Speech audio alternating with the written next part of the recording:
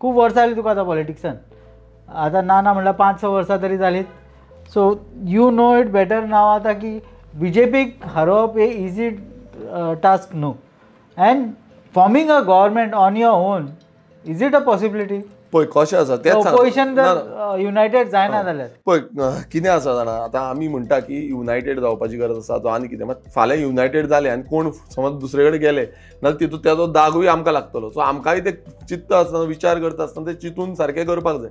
आनी जेन्ना आमी पळयता की कितें जातलें कशें जातलें, आमी रेव्होल्युशनरी गोवन्स फॉर्म केल्ली पळय तेन्ना आमीय चिंतून आसले की आमी कितें करतले. आमी चिंतलेलें की आमी सरकार करतले आनी सरकार घडोवपाकूच आमी काम केल्लें.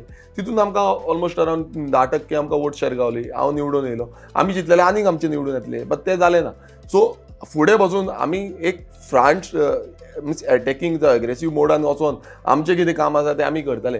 पण ते निर्णय जो आसा तो निर्णय आमी घेवपाक शकना. तो निर्णय लोकांचो आसा.